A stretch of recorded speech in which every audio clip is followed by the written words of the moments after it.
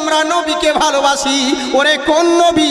যেই নবীর জন্য তামাম পৃথিবীর সমস্ত সৃষ্টি সকলের ধর্মগ্রন্থ বলতে বাধ্য হয়েছে, হে মুসলমানেরা, হে হিন্দুরা, হে খ্রিস্টানেরা, যত সৃষ্টি তোমরা রয়েছ, নানান জনা নানান রকম নভেল নাটক পড়ো, নানান জনা নানান রকম গুরুর আর দেবতার আচার্য তোমরা তেলাওয়াত করো, কিন্তু জেনে রাখো, যদি কামিয়াবি পেতে চাও, যদি লাভবান হতে চাও, যদি উন্নতি পেতে চাও, যদি সব জায়গায় তোমরা হাসিল করতে চাও, জেনে রাখো পৃথিবীর বুকে কোন মোল্লার নভেল নাটক পড়ে, কোন মোল্লার চরিত্র পড়ে নিজেকে সমাজের বুকে নামি দামি হতে পারবে না।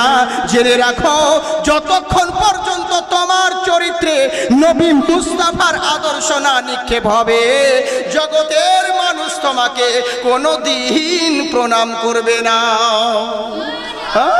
কামিয়াবি পেতে চাইলে ব্যবসায় হোক, বাণিজ্যে হোক, ঘরে হোক, নমস্তস্যৈ পধারিত পুষ্পাঞ্জলি হিমাংশু পঠোদয়া হরি চর্চু সর্বদম মোহাম্মদা। ওম শান্তি নমো নমঃ। হযরত স্টিজরুল মাইকিরাম তোলাবাইজাম, সামনে বসা সকল শ্রোতাবিন্দুদের জানাই ভক্তিপূর্ণ সালাম। আসসালামু আলাইকুম রহমতুল্লাহি বারাকাতুহু। হামদ ও সানা সেই মহান রব্বুল ইজ্জতের জন্যে, যে আল্লাহ দয়া করি মায়া করি নানান ব্যতিব্যস্ততার মধ্য থেকে বাছাই করি আমাদেরকে এখনো মহফিলে আসার বসার শোনার তৌফিক দান করেছেন, তিনার নিকটে শুকরিয়া জানাই, বলি আলহামদুলিল্লাহ। তারপরে হাবিবুল হাবিব, গুরুর গুরু, জগৎগুরু আকায় নামদার মাদানী তাজদার, যিনি মক্কা মদিনার পুষ্পচিত ফুল, মা আমিনার নয়নের পুতুল, যিনি সারা বিশ্ব জগতের মূল জনাবে মোহাম্মদুর রসুল সাল্লাল্লাহু তাআলা আলাইহি ওয়াসাল্লামের উপর কোটি কোটি দরুদ ও শান্তি ধারা বর্ষিত হোক। সকলে বলি আল্লাহুম্মা আমিন। আশা করি আপনারা সব ভালো রয়েছেন, ভালো আছেন তো? জি, যিনারা এখানে ওখানে দোকানে মাকানে যেখানে সেখানে আজারে বাজারে মাজারে ঘরে বাইরে রাস্তার ধারে মেলায় ঠেলায় ধুলায় রাস্তায় অযথা সময় নষ্ট করছেন, দয়া করে ডাইসের সামনে এসে বসে পড়ুন, ইনশাআল্লাহ অশেষ সবের অধিকারী হবেন। আমি অল্প সময় সংকীর্ণ, লোকে বলে হুজুর এত শর্টকাটে বক্তব্য রাখেন কেন, কিন্তু আমি যখন থেকে স্টেজে আসি তখন থেকে টাইম লক্ষ্য করি, এতক্ষণ আমার বক্তব্য দেওয়া 1.5 ঘন্টা হয়ে যেত। লস আপনারাই করেছেন। আপনারা আমাকে 3টে দিলে যে আমাকে 2 ঘন্টা 5টায় ছাড়তে হবে, এটা কোনো জরুরি নয়। এই হচ্ছে ব্যাপার। তো যাই হোক, সময়ের দিকে লক্ষ্য রাখতে হবে। তো ইনশাল্লাহ সব দিক বজায় দেখি আমি অল্প সময়ের মধ্যে কিছু মূল্যবান কথা বলার চেষ্টা করব, আল্লাহ পাক যদি বলান আর আপনাদেরকে শোনান। তবে কথাটা হচ্ছে, এখনো যারা মাহফিলের পরিবেশ হয়তো এদিক সেদিক করছেন, কোনো দিকে ধ্যান না দিয়ে পরিবেশটা ঠিক করুন। আর যারা বাইরে আছে তাদেরকেও বলবো, দয়া করে মাহফিলের সামনে এসে বসুন, সব পাবেন। এটা কোনো মোল্লার মাহফিল নয়, রাসূলুল্লাহর মাহফিল। জালসা অনেক শুনবেন, আপনাদের এদিকে তো জালসা মানে প্রচুর, অভাব নেই, সব বহুত বক্তা পাবেন, বহুত জালসা শুনতে পাবেন। এই মালকে ভাগ্যক্রমে পাওয়া যায় মাঝে মধ্যে, বুঝলেন? তেরই জন্যে বলছি, বেশি সময় নষ্ট না করে তাড়াতাড়ি মাহফিলের দিকে আসুন, অগ্রসর হন। আসুন, কিছু বলার ও শোনার পূর্বে একবার মোহব্বতের সহিত সবাই মিলে ঝুমে ঝুমে মুমিনের পরিচয় দিই, সবাই মিলে উচ্চ স্বরে পড়ি। যিনারা পিছনে রয়েছেন সামনে আগে বাড়ি। মাইক ম্যান, তোমার মাইক আর একটু ঠিক করি। আসুন সবাই মিলে পড়ি, আল্লাহুম্মা মাওলানা মুহাম্মদ ওয়া আলা আলিহি।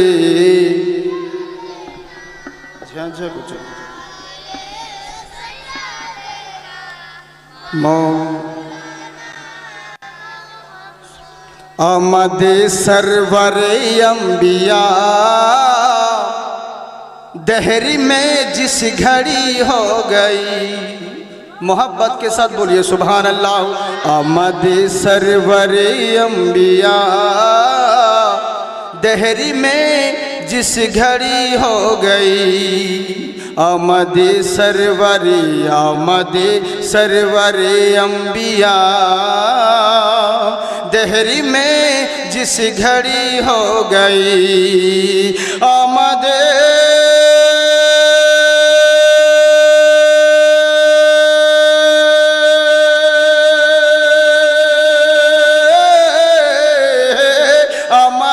सरवरे अंबिया दहरी में जिस घड़ी हो गई बुत परस्तों की मुँह गिर गए बुत की खटिया खड़ी हो गए बुत परस्तों की मुँह गिर गए बुत की खटिया खड़ी हो गई আমার আল্লাহ রাব্বুল আলামিন বলে বান্দা শোনো আসমানের নিচে জমিনের বুকে তোমরা যারা বসবাস করো জেনে রাখো তোমাদের প্রত্যেকের প্রতি আমার ইহসান রয়েছে কিন্তু আমার আল্লাহ বলে বান্দারে তোমাদের উপর বহু ইহসান রয়েছে আমি তোমাদেরকে বলেছি ফাযাক্কির বিনিয়ামাতিল্লাহ আমার নিয়ামত যারা পেয়েছো আমার ইহসান যারা পেয়েছো তোমরা আমার নিয়ামতের চর্চা করো ইহসানের চর্চা করো কিন্তু নিয়ামত তো সবই মাথা থেকে পা অবধি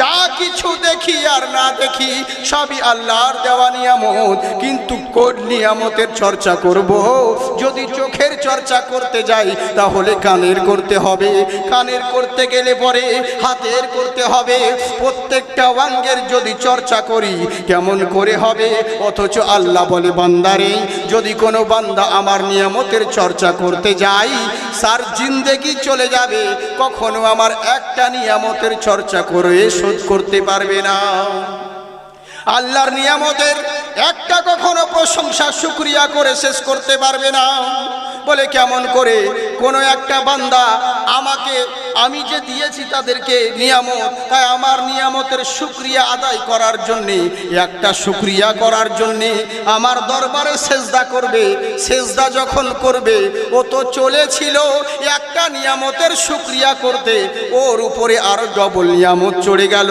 বলে কেমন করে তুমি যখন সেজদা করবে তুমি শ্বাস নিচ্ছ ওই যে একবার শ্বাস নিবে ওটাও আল্লাহর নিয়ামত যেটা শ্বাস ছাড়বে ওটাও আল্লাহর নিয়ামত তুমি একটা নিয়ামতের শুকরিয়া করতে গেছিলে তোমার উপর ডবল নিয়ামত চালু হয়ে গেল অথচ আমার আল্লাহ বলে বান্দারে আমার নিয়ামতের শুকরিয়া করে শেষ করতে পারবে না কিন্তু জেনে রাখো একটা একটা নিয়ামতের যদি চর্চা করতে যাও তাহলে তোমাদের জনম চলে যাবে সময় পাবে না অথচ শেষ করতে পারবে না ওগো রব্বুল আলামিন ইয়া আকরামাল আকরামিন তুমি বলো তোমার নিয়ামতের কোন চর্চা করব আমার আল্লাহ বলে বান্দা শোনো আমার ওই নিয়ামতের চর্চা করো যার জন্য তোমরা তামাম নিয়ামত ভোগ করো আমার কথা বুঝতে পারছেন আপনারা মাই কিন্তু ভাই তোমার জানি না তোমার ভালো কিন্তু আজকে তোমার সেটিং ভালো হয়নি ঝাঁঝা ঝাঁঝা করছি প্রথম থেকে তো আমি মাইকের বাইরে আওয়াজ শুনে তো বুঝতে পারছি যে মাল ভালো নয় এখন অন্য জায়গায় হলে পরে অসুবিধে নেই কিন্তু জানি না অন্যান্য জায়গায় তো ভালো হয় শুনেছি তোমার নাম কিন্তু আজকে সেটিং তোমার হয়নি কথা আমি বলতেও পারছি না আমি যেভাবে বলি আর এরকম যদি আমি স্পিডে বলি এই মাইকে এরা বুঝতেই পারবে না বলবে কি বললো বে বাবা করে বুঝতে পারলাম না তাই বলতে হ্যাঁ এইটা হচ্ছে ব্যাপার কারণ আমি একটু অন্য ধরনের বক্তব্য দিই তো হ্যাঁ কারণ আমি সময়ের দিকে লক্ষ্য রাখি ওই শুরু করব খুতবা লম্বা পড়বো এই করব আপনাদেরকে বলবো সামনে আসুন এই করুন ওই করুন আল্লাহ সমস্ত প্রশংসা আল্লাহর এই ওই করতে করতে দরুদ পড়তে ভকারি করতে আধা ঘন্টা 1 ঘন্টা শেষ করব ও টাইম আমার নেই আমি নাত পড়লেও 1 লাইন পড়ি 2 মিসরা পড়ি বুঝলি এই হচ্ছে ব্যাপার তেরই জন্যেই আর যদি ধীরে বলতে যায় তাহলে বহু সময় লেগে যাবে আর জীবনী করার টাইমও নেই ওই লেগে বলছি হ্যাঁ তোমার মাইক একটু ঠিক করো ভাই যাই হোক যারা জিনারা রয়েছেন একবার বলেন তো হাত উঠি আল্লাহু আকবার ওহো এরই লেগে বলে कि मोमिन तू आके देख शखावत की गोदी में मोमिन तू आके देख शखावत की गोदी में ले लेंगे मुस्तफ़ा तुझे रहमत की गोदी में जोरे बोलें सुभान अल्लाह जी मोमिन तो आके देख शखावत की गोद में ले लेंगे मुस्तफ़ा तुझे रहमत की गोद में घर दे के जो हिफाजत इस्लाम कर गए घर दे के जो हिफाजत इस्लाम कर गए हाँ इस्लाम कर गए हाँ इस्लाम कर गए वो सो रहे हैं चैन से जन्नत की गोद में, वो सो रहे हैं चैन से जन्नत की गोद में। मोमिन तो आके देख शखावत की गोद में, मोमिन तो आके देख शखावत की गोद में। ले लेंगे मुस्तफ़ा तुझे रहमत की गोद में। তাই আমার আল্লাহ রাব্বুল আলামিন বলে, বান্দা শোনো, তুমি আমার ওই নিয়ামতের চর্চা করো। কোন নিয়ামত? আল্লাহ বলে, বান্দারে, আসমান জমিনে আমি যা কিছু সৃষ্টি করেছি জেনে রাখো প্রত্যেকটা মূল্যবান, এর মধ্যে প্রতিটা জিনিসই হলো দামি। জেনে রাখো আমি তামাম জাহান সৃষ্টি করেছি, কিন্তু আমি আল্লাহ, আমার হক ছিল বলার, কিন্তু কোনো জায়গায় বলিনি আমি আল্লাহ তোমাদের উপরে এহসান করেছি। আমার আল্লাহকে বলি, আল্লাহ তুমি আমাদের উপর এত নিয়ামত দিয়েছো, এত এহসান করেছো, তবু কেন বলবে না? একটা জমিতে যদি লঙ্কার গাছ লাগাই, তার পাশে যদি কুসরের গাছ লাগাই, তার পাশে যদি তেঁতুলের গাছ লাগাই, লঙ্কাটা হয় ঝাল, কুশিয়ারটা হয় মিষ্টি, তেঁতুলটা হয় টক। একই মাটি, একই পানি, একই আবহাওয়া, অথচ এর মধ্যে স্বাদ পরিবর্তন করছো তুমি আল্লাহ। তাহলে আমাদের উপর এত এহসান করেছো। আমার আল্লাহ বলে, বান্দারে আমি তোমাদের উপর এহসান করি নাই। আল্লাহ কবে এহসান করেছো? মহান আল্লাহ পাক বলেন, লাকাদ মান্নাল্লাহু আলাল মুমিনিনা ইয বাসা ফীহিম রাসূলা। যেদিন তোমাদের নিকটে আমার পেয়ারা হাবিবকে প্রেরণ করেছি, সেই দিন তোমাদের উপর আমি আল্লাহ এহসান করেছি। জোরে বলেন সুবহানাল্লাহ। আমার মনে হয় বুঝতে পারছেন না। তাহলে চাঁদা কালেকশন করার মতো নয়, বলবো তারপরে বলবেন সুবহানাল্লাহ। অন্য সময় তো খুব কিছু আপনাদেরকে বলতে হয় না, তখন যা বাবা না বললে তখন নিজে থেকে চালিয়ে যান। হ্যাঁ, কিন্তু যখন আল্লাহ আল্লাহ রসুলের নামে উঠবে, ভালো কথা বলতে হবে, তখন মুখ দিয়ে সুবহানাল্লাহ বেরোয় না। হায় রে মুসলমান, কি আর বলবো, বুঝলেন? তবে যাকে ভালো করে বুঝবেন সোনামুখী, খুব আমি কথা বলবো, এখনো বক্তব্য স্টার্ট করি নাই, বুঝলেন তো? এ লেগে বলছি, আপনাদের দেখছি পরিবেশ, তারপর তখন দেখবো কোন অ্যাকসেপ্ট করা যায়। তবে যতটুকু সময় পাবো কিছু মূল্যবান কথা বলার চেষ্টা করব। কেন বলুন তো? কারণ মানুষ পয়সা খরচা করে রাত্রি জেগে বাইরে থেকে বক্তাকে আনে বহু আশা করি। আপনারা রাত্রি জেগে কষ্ট করে ঘুম কামাই করে জালসা শুনছেন, দিনে তো হয় না, এদিকে রাত্রেই প্রোগ্রাম হচ্ছে। যদি বক্তা কিছু দিতে নাই পারে আর আপনারা যদি কিছু নিতে নাই পারেন, তাহলে ওরকম রাত জেগে জালসা শোনার থেকে বাড়িতে বউয়ের কাছে ঘুমিয়ে থাকলে বেশি নাকি পাবেন? হ্যাঁ, তো ফালতু কেন রাত জাগবেন? অতএব আপনাদের জাগানোটা, এইখানে সময় কাটানোটা যেন বৃথা না যায়, ইনশাল্লাহ সেদিকে লক্ষ্য রাখবো। হ্যাঁ, সেদিকেও লক্ষ্য রাখতে হবে, অসুবিধে নেই। আগে কথাগুলো শুনুন, একবার মহব্বতে জোরে বলেন সুবহানাল্লাহ।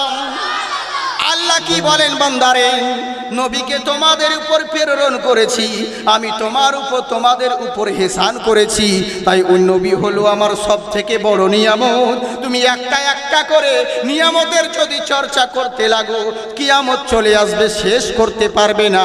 তাহলে একটা কাজ করো, নানান রকম অসুখ রয়েছে, জ্বরের আলাদা, সর্দির আলাদা, কাশির হলে আলাদা ওষুধ, মাথা যন্ত্রণার আলাদা ওষুধ, পায়ে ব্যথার আলাদা ওষুধ, পেটে ব্যথার আলাদা ওষুধ। এক একটা রোগের জন্য এক একটা ট্যাবলেট ওষুধ যদি খাই, তাহলে তো ওষুধ খেতে খেতে সারাদিন পেরিয়ে যাবে। এরই জন্যে তাইজ করলো কি, একটা ঔষধ তৈরি করেছে যার নাম হলো অ্যান্টিবায়োটিক, যার মধ্যে সব রোগের ওষুধ রয়েছে। তাই আমার আল্লাহ বলে, বান্দা শোনো, আমার কোন নিয়ামতের চর্চা করবে? সবই তো মূল্যবান। একটা নিয়ামতের চর্চা করো, দুনিয়ার সব নিয়ামতের চর্চা করা হয়ে যাবে, সেটা আর কোনো মূল্য নয়। তোমার আমার নবী মুহাম্মদুর রাসূলুল্লাহ সাল্লাল্লাহু তাআলা আলাইহি ওয়াসাল্লাম, নবী মুস্তাফার চর্চা করো, দুনিয়ার সব নিয়ামতের চর্চা করা হয়ে যাবে। হ্যাঁ, চিন্তা করুন, নবীর চর্চা করো। আচ্ছা বলুন, আমাদের নবী কেমন নবী? আমার আল্লাহ বলে, বান্দারে যা কিছু পেয়েছো নবীর কারণে। আল্লাহ বলেন, কুনতুম খায়রা উম্মাতিন উখরিজাত লিন-নাস। পৃথিবীর তোমাদের যত সৃষ্টি রয়েছে, যত উম্মত রয়েছে, সর্বশ্রেষ্ঠ উম্মত হলো কারা? কারা বলেন তো? আমরা সর্বশ্রেষ্ঠ উম্মত আমরা। কিন্তু কেন আমরা সর্বশ্রেষ্ঠ উম্মত? আগে এটা শুনুন, আমরা কেন সর্বশ্রেষ্ঠ উম্মত? কারণ হলো একটাই, এরই জন্যই আমরা সর্বশ্রেষ্ঠ, কারণ আমার নবী হলেন সর্বশ্রেষ্ঠ। আমাদের দাম এত বাড়লো কেন? নবীর উম্মতের দাম এরই জন্যেই। উম্মত যেমন দামি, কারণটা হলো উম্মতের নবী হলো তেমন দামি। যেমন নবীর দাম তেমনি নবীর উম্মতের মর্যাদা। কেমন উম্মতের মর্যাদা? হযরতে মুসা আলাইহিস সালাম বলেন, আল্লাহ আমি কিতাব পড়তেছিলাম, কিন্তু কিতাব পড়তে পড়তে দেখছি তোমার একটা জামানায় উম্মত তোমার বান্দারা আসবে, যেই বান্দারা শুধু একটা নেকি যদি করে তার পরিবর্তে 10টা সওয়াব পাবে। যদি মনে মনে নেকির ইরাদা করে তাহলে তার আমলনামায় নেকি লেখা হয়ে যাবে। এক রাত যদি তারা ইবাদত করে ওরকম 1000 রাত্রি ইবাদতের সওয়াব পেয়ে যাবে। আল্লাহ ওই উম্মতগুলোকে তুমি আমার করে দাও। আমার আল্লাহ বলেন না, কখনো নয়, ওটা তোমার জন্য নয়, ওই উম্মতগুলো হলো আমার আখেরি পয়গম্বর মুস্তাফার জন্য বরাদ্দ করে রেখেছি। তখন হযরতে মুসা আলাইহিস সালাম বলেন, ওগো রব্বুল আলামিন, যদি যখন উম্মত আমি পাবো না, তাহলে বলো তোমার সঙ্গে যে আমার কথা বেকথন চলছে। হযরতে মুসা নবী বলছে, তোমার সঙ্গে যে আমার কথা বেকথন চলছে, আল্লাহ এটাই কি শেষ, না এরপরে আরো তুমি কারোর সঙ্গে কথা বলবে? আল্লাহ বলেন, হ্যাঁ আরো কথা বলবো। কার সঙ্গে বলবে? বলে ওই যে আখেরি পয়গম্বর আসবে, ওই নবীর উম্মত যারা হবে, তোমার সঙ্গে কথা হচ্ছে 24 ঘন্টায় একবার, আর আমার সেই নবীর উম্মতের সঙ্গে কথা হবে 24 ঘন্টায় 1000 বার। সুবহানাল্লাহ। বলে কেমন করে? তারা যখন কোরআন তেলাওয়াত করবে আমি আল্লাহ তাদের সঙ্গে কথা বলবো, আর তারা যখন নামাজে দাঁড়াবে তারা আমার সঙ্গে কথা বলবে, কোনো নেটওয়ার্কের ডিস্টার্ব হবে না। তখন হযরতে মুসা আলাইহিস সালাম বলে, আল্লাহ তাহলে তুমি আমাকে সেই নবীর উম্মত যখন আমি পাবো না, তাহলে আমাকে তুমি সেই উম্মতের মধ্যে শামিল করে দাও, আমাকে সেই নবীর উম্মত বানিয়ে দাও।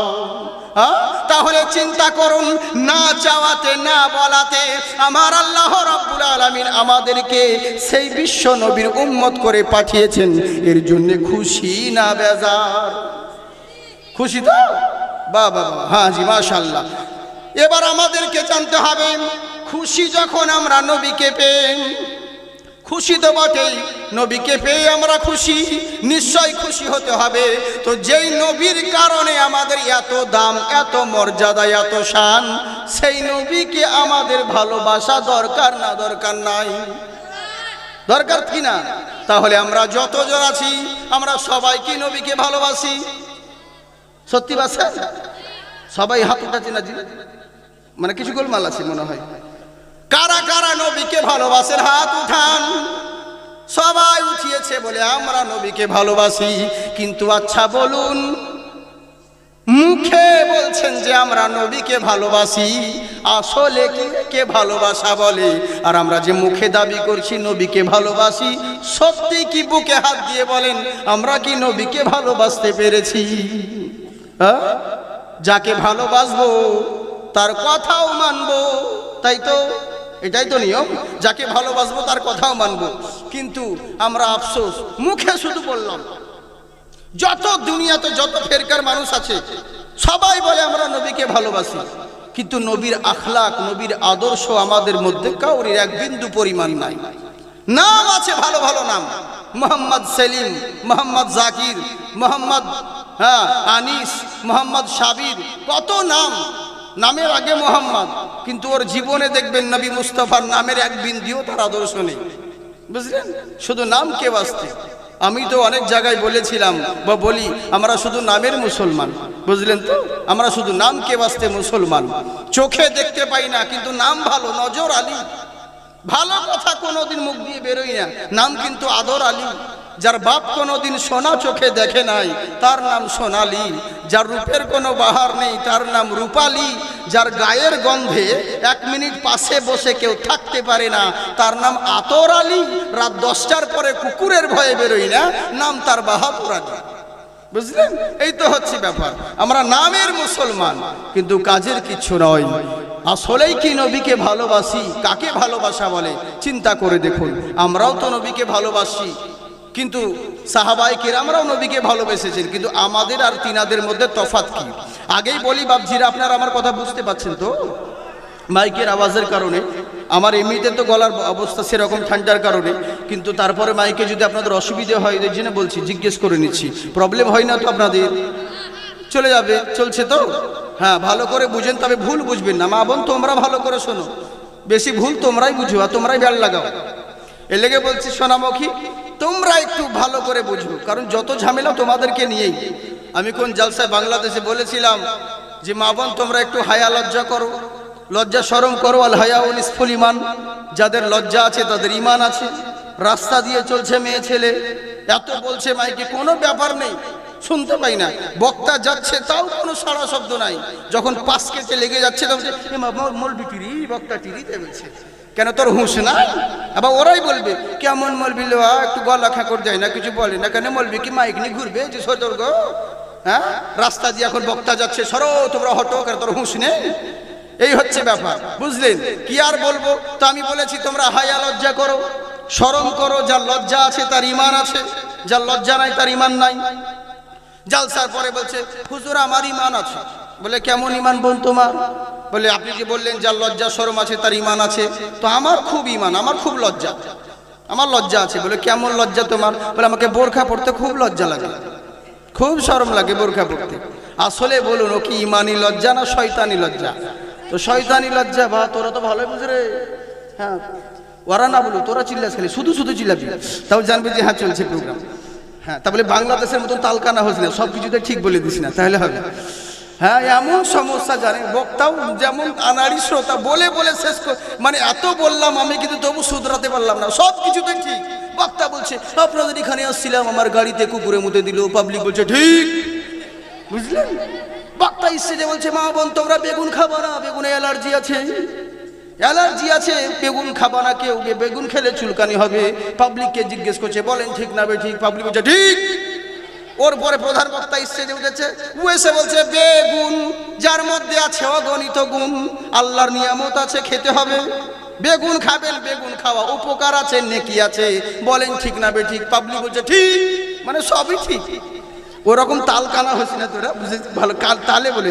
হ্যাঁ, মানে কাজের জায়গায় সব সময় নয় সোনামুখী। আবার তো কথা হচ্ছে কি, মন দিয়ে শুনুন। তেরি লেগে বলছি, ভুল বুঝবেন না, ভালো করে বুঝুন। খুব সুন্দর কথা বলছি।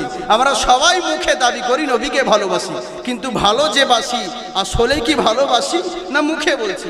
আমরা যাকে ভালোবাসবো তার জিনিসও পছন্দ হবে আমাদের, কিন্তু আমরা কেমন করি? নবীর ভালোবাসা কেমন দেখুন। নবী মুস্তাফা সাহাবাদেরকে নিয়ে হেঁটে যেতে আছেন, রাস্তার ধারে একটা বিল্ডিং, উঁচু বিল্ডিং আছে। বিল্ডিংটা একটু আলাদা টাইপের, গম্বুজ করা, বহুত উঁচু করা আছে। তা আমার নবী খালি একবার জিজ্ঞাসা করলেন সাহাবীকে, এই সাহাবী, এটা কার বাড়ি, এটা কার বিল্ডিং? তো যার বিল্ডিং সে কিন্তু ছিল না ওই সময়। বলে হুজুর অমুক সাহাবীর, ফালানা সাহাবীর ওইটা বিল্ডিং। আমার নবী মুস্তাফা আর কিছু বললেন না, চলে গেলেন। ওই সাহাবী পরে এলেন, আসার পরে ওকে একজন কানে কানে বলল, জানো এই পাশ দিয়ে নবী যাচ্ছিলেন আর নবী বলেছেন যে তো এই বিল্ডিংটা কার? তো নবীর মানে চেহারা দেখে মনে হলো তোমার এই বিল্ডিং দেখে নবী খুশি নয়। যেমন এই কথা বলেছেন, সাহাবী বিল্ডিংকে ভেঙে শেষ। পরের দিন নবী মুস্তাফা আমার এসে বলছে, কি ব্যাপার, এখানে যে বিল্ডিং ছিল বিল্ডিংটা কোথায়? বলে হুজুর সেই সাহাবী মনে করেছিল আপনার এই বিল্ডিংটা পছন্দ হয়নি, এরই লেগে সাহাবী করলেন তাকে শুধু আপনার মহব্বতের খাতিরে তার বিল্ডিং এর ইমারত ভেঙে দিয়েছে। সুবহানাল্লাহ। নবী বলেননি যে ভেঙে দাও বা ভেঙে ফেলে দাও, কিচ্ছু বলেননি, কিন্তু মনে ভেবেছে যে নবী মনে হয় এটা খারাপ লাগলো, যার কারণে নবীর যখন পছন্দ নয় তো আমারও পছন্দ নয়। আর আমরা নিজের মতলবে যেই জিনিসটা নবী নিষেধ করেছেন, যদি একবার বলি নিজের যদি মতলবের হয় তো 14 বার 14 মাওলানাকে জিজ্ঞেস করবে, সত্যি কি এটা হাদিসে আছে, এটা কি করা যাবে? এই তো হচ্ছে আমাদের। কিন্তু কেমন ভালোবাসা চিন্তা করুন। আরে কোন নবী, যেই নবীর জন্য তাম পৃথিবীর গায়ের মুসলিম পর্যন্ত সবাই বলতে বাধ্য। বড় আফসোস লাগে, আমরা আমাদের নবী হলো দামি, আমাদের কোরআন হলো দামি, আমাদের ধর্ম হলো সর্বশ্রেষ্ঠ ধর্ম, অথচ সব থেকে পদদলিত, লাঞ্ছিত, অপমানিত হচ্ছি আমরাই। কারণটা কি? সব জায়গায় লাঞ্ছিত পদদলিত কারা? এই মুসলমানরা। কিন্তু এই মুসলমানের এই অবস্থা হলো কেন? এই দুরবস্থা কেন? এত জালসা, এত মিলাদ, এত মাহফিল, প্রত্যেকটা গ্রামে গ্রামে, পাড়ায় পাড়ায়, মহল্লায় মহল্লায় জালসা হচ্ছে, অথচ মানুষের উন্নতিই নেই, অবনতির দিকে যাচ্ছে। যতক্ষণ জালসা হয়ে যাচ্ছে, জালসার শেষে ওখানে লুঙ্গি তুলে বাস ঝেড়ে হাও, কাজ কিছু হয় না। কেন বলুন? কারণ শ্রোতারাও সেমনি দেখতে আসে, বক্তা কি বলছে রে। অনেকজনকে দেখেছি আমাকে বলে, হুজুর সেই দিনই নেপাল বাজারে জালসা হচ্ছে, আমাকে এক পাবলিক এসে বলছে, হুজুর বলে क्या हुआ? बोले आप तो बहुत ब्यूटीफुल है। बोले क्यों? बोले आप जितने देर तकरीर कर रहे थे, हम साइड से आपको उसी वजह से पुस्तक में देख रहा था, हर पल देख रहा था आप क्या बोल रहे, आँख हिला रहा है, ज़बान हिला रहा है, सब देख रहा हूँ।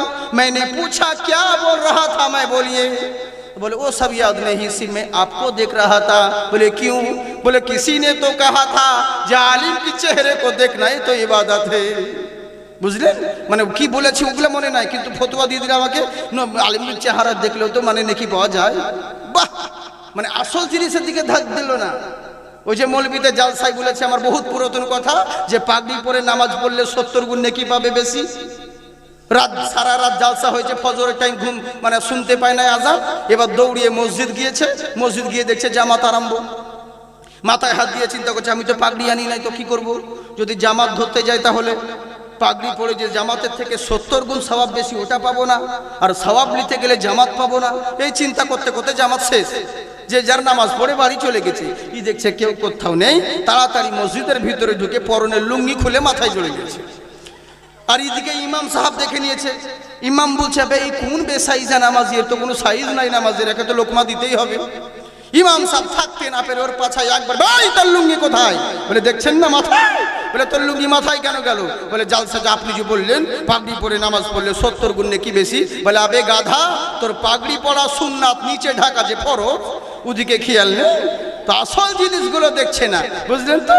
এই তো হচ্ছে আমরা মুসলমান, যেগুলো প্রয়োজন আমরা সেগুলোকে দেখছি না, জালসা শুনেই যাচ্ছি, কিন্তু কি বললো ওদিকে ধ্যান নাই। কেউ দেখছে বক্তার ড্রেস কেমন, কেউ দেখছে বক্তা কি বলে, কেউ বলছে ওয়াজ তো ইন্টারনেটে শুনছি, শুধু আপনাকে দেখতে এসেছিলাম। অনেকে অনেক রকম বলে, বিভিন্ন জনে। হ্যাঁ, এই ঘরে ঘরে একজন আমাকে বলছে, ইউটিউবে দেখে তো আপনাকে মনে হচ্ছিল অনেক বয়স্ক গো, কিন্তু আপনি তো ভালো হেভি ইয়াং মা। হ্যাঁ, ইউটিউবে তো বুড়ো বুড়ো লাগে দূর থেকে। হ্যাঁ, দূর থেকে ওরকমই মনে হয়। হ্যাঁ, অনেক রকম, এক একজনে এক এক রকম কথা বলে। তো এই হচ্ছে ব্যাপার, কিন্তু ওয়াজ কি করি ওদিকে কারো ধ্যান নেই। এরই লেগে তো সমাজের এই অবস্থা। আর বক্তারাও আসল জিনিসকে হটে যায়, আসল জিনিস কেউ বলে না। বিভিন্ন একটা ইতিহাস ধরে নিল, বাস জীবনী ও কাহিনী শুরু করে দিলেন, কিন্তু এতেও হেদায়েত হয়। কিন্তু আমরা করছি কি, শুধু বলেই যাচ্ছি বলার মতন, যেগুলো আসল কাজ সেগুলো ফাঁক মেরে দিচ্ছি। বুঝলেন তো? বক্তারাও ফাঁকিবাজি হয়ে গেছে, তো জানে তো যেই কথা বললে চলবে না, ওই জন্য আর ওই জায়গায় গ্যাপ করে দিল, নিয়ে তখন অন্য দিকে চলে যাচ্ছে ওয়াজ করতে। বেশ জালসাতে ওয়াজ করছে, সুদ খাওয়া হারাম, 1 টাকা সুদ খেলে পরে তার এত গুনাহ অত গুনাহ, 1000 রকম গুনাহ। যখন কানে কানে বলছে, হুজুর আপনার সেক্রেটারি সুদ খায়, সেই দিন থেকে সুদের ওয়াজ করা বন্ধ করে দিয়েছে, আর সুদ করে না। পাবলিক জিজ্ঞেস করছে, হুজুর একটু সুদের ব্যাপারে বলেন তো। ও বাদ দাও তো, ও পরে জিজ্ঞেস করবে, পার্সোনালি জিজ্ঞেস করবে, সব কথা সবসময় বলা যায় না। তার মানে বুঝেছেন তো? মুখে বলছে কিন্তু ভয় অন্যজনকে করছে। এই তো হচ্ছে আমাদের সমাজের অবস্থা। আসল কথা কেউ বলে না, হক কথা কেউ বলে না। কিন্তু আমি বলবো আপনাদেরকে, ইনশাল্লাহ তাতে আপনারা রাগুন না, যা ইচ্ছে তাই করুন। মুখে বলি আমরা নবীকে ভালোবাসি, ওরে কোন নবী, যেই নবীর জন্য তামাম পৃথিবীর সমস্ত সৃষ্টি সকলের ধর্মগ্রন্থ বলতে বাধ্য হয়েছে, হে মুসলমানেরা, হে হিন্দুরা, হে খ্রিস্টানেরা, যত সৃষ্টি তোমরা রয়েছ, নানান জনা নানান রকম নভেল নাটক পড়ো, নানান জনা নানান রকম গুরুর আর দেবতার আচার্য তোমরা তেলাওয়াত করো, কিন্তু জেনে রাখো, যদি কামিয়াবি পেতে চাও, যদি লাভবান হতে চাও, যদি উন্নতি পেতে চাও, যদি সব জায়গায় তোমরা হাসিল করতে চাও, জেনে রাখো পৃথিবীর বুকে কোন মোল্লার নভেল নাটক পড়ে, কোন মোল্লার চরিত্র পড়ে নিজেকে সমাজের বুকে নামি দামি হতে পারবে না। জেনে রাখো, যতক্ষণ পর্যন্ত তোমার চরিত্রে নবী মুস্তাফার আদর্শ না নিক্ষেপ হবে, জগতের মানুষ তোমাকে কোনোদিন প্রণাম করবে না। হ্যাঁ, কামিয়াবি পেতে চাইলে ব্যবসায় হোক, বাণিজ্যে হোক, ঘরে হোক, বাইরে হোক, সংসারে হোক, প্রত্যেকটা কাজে নবী মুস্তাফাকে আইডিয়াল মনে করো। এরই জন্যে বলে ওঙ্কার করুলামা পধারিত পূর্বেষ্টমী, ওম নমস্তস্যৈ নমস্তস্যৈ পধারিত পুষ্পাঞ্জলি, হিমাংশু পঠোদয়া হেরি চর্চ, ওম শান্তি নমো নমঃ। পৃথিবীর বুকে হে দুনিয়াবাসীরা, হে জগৎবাসীরা, যারা তোমরা নানান জনা নানান রকম মত বেছে নিয়েছো, নানান জনা নানান রকম পথ বেছে নিয়েছো, কেমন করে উন্নতির জন্য একজনের দুয়ারে যাও, যদি লাভবানের জন্য আর একজনের দুয়ারে যাও, বিপদে পড়লে পরে আর একজনের দরবারে যাও, শক্তির প্রয়োজন হলে আর একজনের দুয়ারে যাও। জেনে রাখো নানান জনা নানান কাজের জন্যে নানান রকম দরবার খুঁজে নিয়েছো, কিন্তু জেনে রাখো যাদের তোমরা সৃষ্টিকর্তা বলে মনে করো, যাদেরকে তুমি ঈশ্বর বলে মনে করো, পৃথিবীর স্রষ্টা বলে মনে করো, এটা তোমাদের ভুল ধারণা। কারণ পৃথিবীর সৃষ্টিকর্তা হাজারটা হতে পারে না, পৃথিবীর সৃষ্টিকর্তা কেবলমাত্র একজন। বলে তাহলে এতদিন ধরে যাদেরকে মেনে চলে এলাম আমরা কি ভুল করলাম? বললে শোনো, যাদেরকে তোমরা মানছো এরা কেউ সৃষ্টিকর্তা নয়, এরা কই স্রষ্টা নয়, এরা হলো কেবল মহামানব, তিনারা শুধুমাত্রই মহান দেবতা, কিন্তু সৃষ্টিকর্তা নয়। তাহলে সৃষ্টিকর্তাকে ওঙ্কারা ইয়াকাম্মা বিরহাম্মা দ্বিতীয় নাস্তি হিনা নাস্তি, পৃথিবীর বুকে একটাই ব্রহ্মা, একটাই স্রষ্টা, যার দ্বিতীয় কোনো কেউ নেই। জেনে রাখো ওই স্রষ্টার কাছে, ওই স্রষ্টার সান্নিধ্য পেতে হলে নানান জনের দরবার গিয়ে লাভ হবে না। বলে কোথায় যেতে হবে? জেনে রাখো ওই মহানাবম পধারিত ভূমঙ্গলি হিমাংশু পঠোদয়া হেরি চর্চ, ওম সর্বদম মোহাম্মদা। পৃথিবীর বুকে ওই মহান স্রষ্টার সান্নিধ্য লাভ করতে গেলে একজন মহামানবের চর্চা করতে হবে। ওই মহামানবের কাছে যদি সান্নিধ্য লাভ করতে পারো, মহামানবকে যদি আইডিয়াল বানাতে পারো, জেনে রাখো এখানেও লাভবান হবে, ওখানেও কামিয়াব হবে। উনি আর অন্য কেউ নয়, উনি আর অন্য কোনো দেবতা নয়, উনি আর অন্য কোনো মহামানব নয়। ওম মা মহে, যিনি চির প্রশংসিত ওই আব্দুল্লাহর বেটা নবী মুস্তাফা, তিনাকে যদি আইডিয়াল মনে করো, জগতের মানুষ তোমার চরণে প্রণাম করবে। আমার কথা বুঝতে পারছেন আপনারা? পিছনকার লোক, হ্যাঁ হ্যাঁ হ্যাঁ, মাশাআল্লাহ, ভালো করে বুঝুন। তাই সবাই বলল শোনো, ওই নবীকে আইডিয়াল মনে করতে হবে। বড় আফসোস লাগে, দুঃখ লাগে, আমরা মুসলমান যাকে রোল মডেল বানানোর দরকার ছিল আমরা তাকেই চিনলাম না, আমরা তাকেই বুঝলাম না, তাকেই জানলাম না। বলবো কারে আর শুনবে কে রে? হ্যাঁ, কাকে বলবো দুঃখের কথা, কাকে বলবো মনের কথা? কুত্তায় কুত্তায় ঝগড়া করে মারামারি করে, আসলা বকরি শুধু জেল খাটে। হ্যাঁ, কাকে বলবো দুঃখের কথা? বলুন, কি হয়েছে মুসলমানের এই অবস্থা কেন? ওরে মুসলমান নামাজ থেকে দূরে, রোজা থেকে দূরে, এগুলো থেকে তো দূরে আছে, যেগুলো মানুষের যেগুলো মেন জিনিস প্রয়োজন সেই জিনিসগুলো থেকে বঞ্চিত আছে। জেনে রাখো নবীকে আইডিয়াল বানাতে বলেছেন, কিন্তু কেমন আইডিয়াল আমরা নবীকে মানাই? মুমিন ভাবে, আমরা সকল মুসলমান মুমিনরা ভাবে যে হয়তো নবীকে মানলে পরে নামাজের কথা বলবে, ইসলাম ধর্ম শুধু রোজার কথা বলে। আরে ভুল ধারণা, নবী আমার নামাজ, রোজা, হজ, যাকাতের কথা ওগুলো তো 40 বছর পরে বলেছে। আগের নবী আমার দুনিয়ার বুকে কেমন করে মানুষ হতে হয় এটা শিখিয়েছে। হ্যাঁ, আরে নবী তো নবুয়ত 40 বছর পরে নামাজ রোজার কথা বলেছে, তাই তো? কিন্তু আগে নবী মুস্তাফা পৃথিবীতে আগমন হওয়ার পর থেকেই কেমন করে মানুষ হতে হয় আগে মানুষ হতে শিখিয়েছেন। আগে মানুষ হও, কিন্তু আমরা মানুষ, এই তো মানুষ। কেমন মানুষ? শুধু ভাবছেন চোখ কান হাত মুখ থাকলে শুধু মানুষ হয়ে গেলাম, ওকে মানুষ বলে না, মানযুক্ত হুঁশ। বুঝলেন মানুষ কি জিনিস? আমরা এখনো তো মানুষই হতে পারলাম না। এরা ভাবছে যে হয়তো মনে হয় যদি একটু জালসা শুনি, যদি একটু নামাজ রোজা করি, বাস তাহলে আমরা কাজ হয়ে গেলাম, আমিন হয়ে গেলাম, মুসলমান হয়ে গেলাম, জান্নাতি হয়ে গেলাম। বাপের জান্নাত পেয়েছো? হ্যাঁ, খালি যা ইচ্ছে তাই। এই যে একদিন জালসা করে দিব, জালসা শুনে নেবো, বাস কিয়ামতের দিনে জান্নাত তো আমাদেরই জান্নাত। আমাদের পীর আছে, তবে তোর পীরকেও কুটবে সেদিন। হ্যাঁ, পীর আছে আমাদের, আমাদের পীর পার করে দিবে। অত সহজ কথা?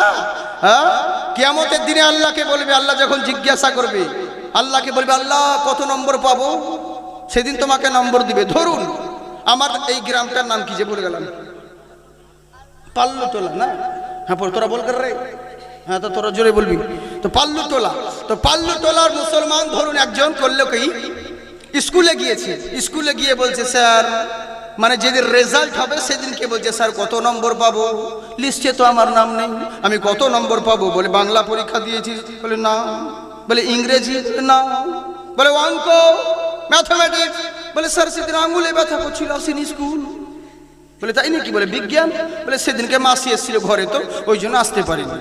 বলে তাহলে আর অন্য কোনো সাবজেক্ট? বলে না স্যার মন ভালো ছিল না, তাই স্কুল আসিনি। বলে তাহলে নম্বর কিসের নিবি? বলে যে স্যার প্রজেক্ট করে এনেছি, প্রজেক্ট করে এনেছি, কত নম্বর পাবো? মাস্টার বলবে ঝাঁটা নিয়ে ওকে নম্বর দিচ্ছি ভালো করে। হ্যাঁ, তেমনি যেগুলো সাবজেক্টের ভিতরে সেগুলো নাই, উইদাউট সাবজেক্টে এসে বলছে নম্বর পাবো। কিয়ামতের দিনে আল্লাহকে বলবেন, আল্লাহ কত নম্বর পাবো? আল্লাহ বলবে নামাজ পড়েছিলি? বলে না না না। রোজা? বলে না, পেটের লেজেকে খিদার জন্য রাখতে পারিনি। হজ যাকাত? বলে নিজের মাল খরচা হবে এই জন্য করিনি। বলে মানুষের সেবা, জনসাধারণের সেবা, বলে কি করব, হিংসার কারণে লোকের সেবা করতে পারিনি। আল্লাহ বলছে তাহলে কিসের নম্বর চাইছি তুই? কেন জান্নাত যেতে চাইছি? বলে আল্লাহ মিলাদ যে শুনেছিলাম, একদিন পীর সাহেব এসেছিল, সেদিন খুব নারা লাগিয়েছিলাম।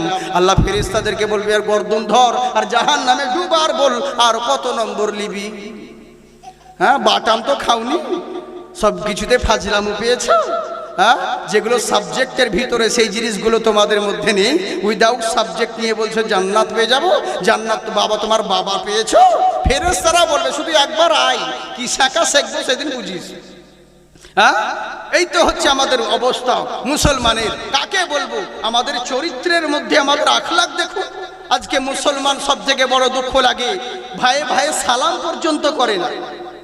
মুসলমানদের মধ্যে সালাম উঠেই গেছে, রাস্তায় চললেও বোঝা যাবে না যে কোনটা মুসলিম আর গ্রাম আর কোনটা গায়ের মুসলমান গ্রাম। এর মধ্যে সালামের চর্চা নাই, ইসলামিক কোনো চর্চা নাই। আমার নবী বলেছেন সালামকে আম করো। আরে নবী মুস্তফা একটা বাচ্চা ছেলেকেও যদি দেখতেন, ওর আগে নবী আমার নিজে আগে থেকে সালাম করতেন। হ্যাঁ, কিন্তু আমরা কি, আমাদের মধ্যে সালাম নেই। হ্যাঁ, সালাম করি, একবার করি মাঝে মধ্যে। কখন বলুন তো?